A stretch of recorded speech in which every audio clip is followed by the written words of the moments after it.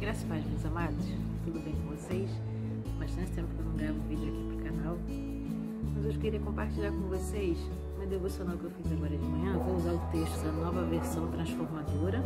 Quero fazer com vocês a leitura do Salmo 32 para poder passar para vocês um pouquinho daquilo que eu meditei hoje. Como é feliz aquele cuja obediência é perdoada, cujo pecado é coberto. Sim, como é feliz aquele cuja culpa o Senhor não leva em conta, cuja consciência é sempre sincera.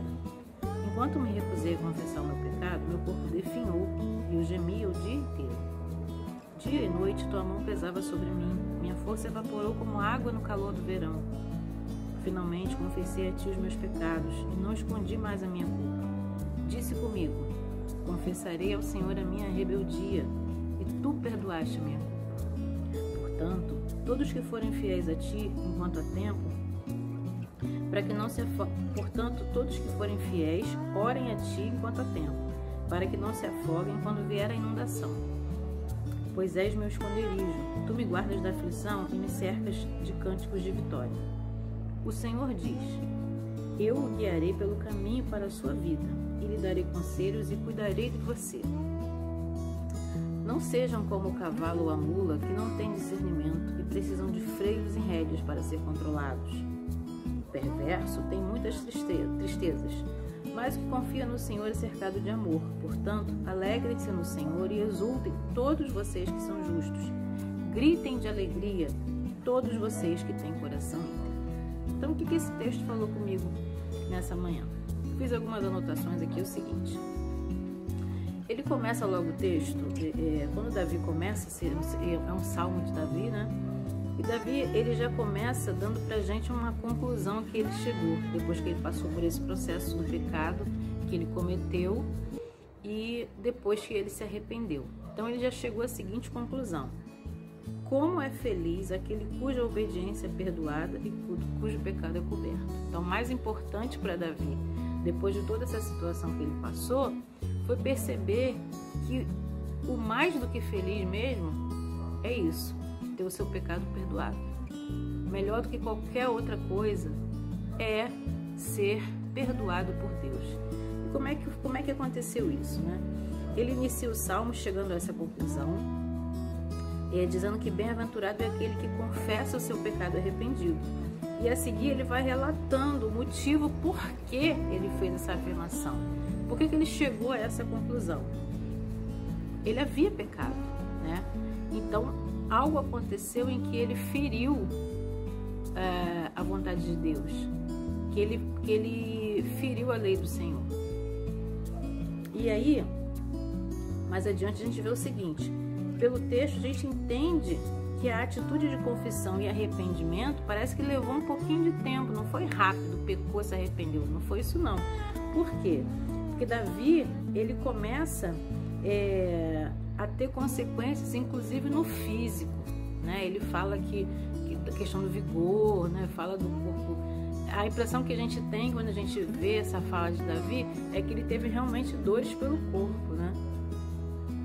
E aí, continuando aqui, a questão toda até aqui é que ele se recusava, ele não queria confessar o pecado dele, né? Ele estava assim, se recusando a fazer essa confissão. E aí eu coloquei o seguinte, ora, Davi era um homem que amava Deus, que confiava no Senhor. Ele tinha tido diversas experiências em seu relacionamento pessoal com Deus. Davi conhecia o amor e a bondade do Senhor. No entanto, nesse momento, Davi estava se comportando igual uma outra pessoa que a gente conhece. Está lá em Gênesis 3:19. Davi, a impressão que dá é que Davi estava fazendo o jogo de gato e rato com Deus, né? Ele queria se esconder com relação ao pecado que ele cometeu. E aí é aquela frase, né? Onde estás? Deus não faz essa pergunta para Adão? Davi, ele percebe que a situação vai ficando insuportável. E aí ele fala, né? Que tem todo esse processo da dor, né? A tua mão pesava sobre mim. Ele usa essa expressão. E aí eu fiquei imaginando assim, a mão pesando, né? Aquela coisa como se parece que Deus está achatando Davi. E ele não ia suportar essa pressão há muito tempo, né? muito tempo ali, não ia ficar suportando o tempo todo se esconder de Deus, se esconder para não confessar o seu pecado, para não reconhecer o pecado dele. E é claro que quando ele fala, a sua mão pesava sobre mim, ele está usando aí um símbolo, uma metáfora, né? Deus não estava ali achatando. Na verdade, aquilo ali era a ação do próprio Espírito Santo, tratando, né, com Davi, trazendo esse incômodo, né? Porque Deus nos ama. Ele não quer que a gente fique mergulhado no pecado. Ele quer que a gente realmente se arrependa daquilo que a gente fez. E o que estava acontecendo ali era isso. O Espírito Santo estava trabalhando no coração de Davi, fazendo Davi ver a rebeldia dele. E nessa tradução, inclusive, ele usa essa fala, né? Aqui no versículo 5, nessa tradução, na NVT, finalmente confessei a ti todos os meus pecados e não escondi mais a minha culpa. Disse comigo, confessarei ao Senhor a minha rebeldia e tu perdoaste toda a minha culpa. Quer dizer, o Espírito Santo estava trabalhando no coração de Davi para que ele visse a sua rebeldia e o quanto guardar isso só era danoso, perigoso para a sua vida. E mais para a sua vida e para a sua comunhão com Deus. Aí no versículo 5, 6 e 7, e no versículo 11 também, a gente já vê um Davi mais leve. Por quê? Porque ele já está aliviado, ele já está perdoado. Alguém que se aproximou de Deus e que teve o seu... nesse caso ali, ele já está como alguém que se aproximou de Deus e teve a sua culpa perdoada. O ponto forte desse texto, no entanto, está nos versículos 8 e 9, em que o próprio Deus adverte Davi sobre quem é que direciona as coisas, quem deve ter o controle da vida, que é o Senhor. Por quê? Porque ele fala o seguinte: eu guiarei pelo caminho da vida e lhe darei conselhos e cuidarei de você. Não sejam como cavalo ou mula que não têm entendimento e precisam de freios e rédeas para ser controlados. Ou seja, Deus ainda aconselha Davi a não ser como cavalo ou mula, animais que, se não são domados, eles simplesmente querem seguir pelos seus próprios caminhos. Se não tiver uma rédea que segure, que direcione, né, o caminho do cavalo, ele vai querer ir para qualquer lugar.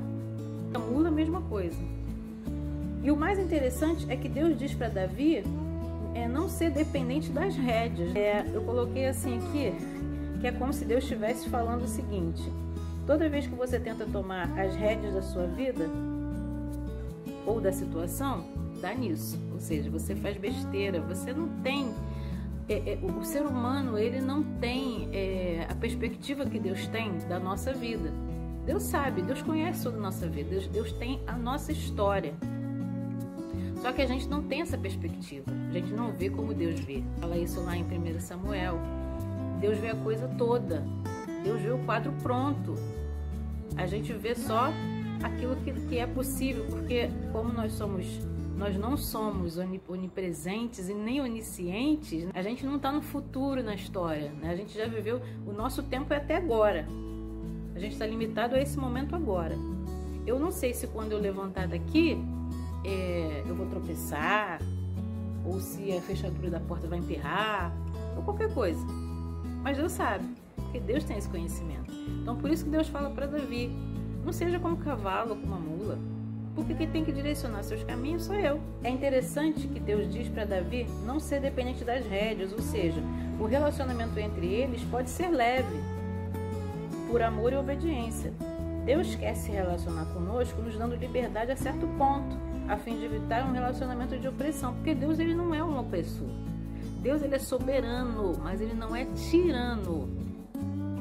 Ele quer que eu viva um relacionamento de amor, não um relacionamento por interesse, mas também não um relacionamento por terror. Não é isso que Deus quer.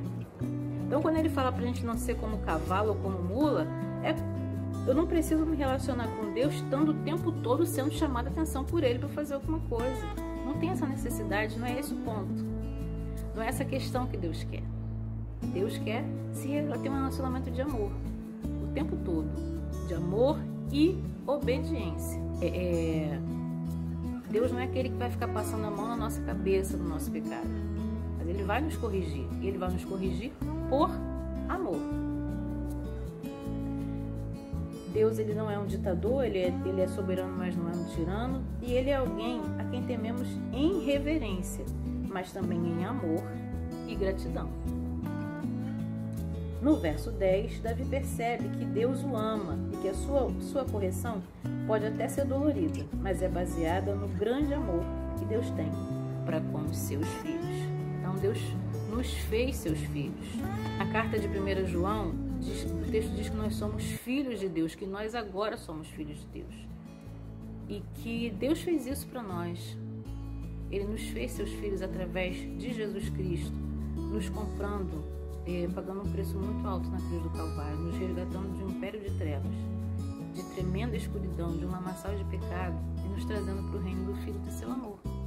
Então hoje a gente pode, como Davi, viver um relacionamento com Deus baseado em obediência, baseado em gratidão e baseado em amor. Então essa é a minha meditação de hoje. Eu quero deixar para vocês, espero que vocês tenham gostado. Que Deus abençoe cada um de vocês e toda a sua família. Em nome de Jesus, graça e paz.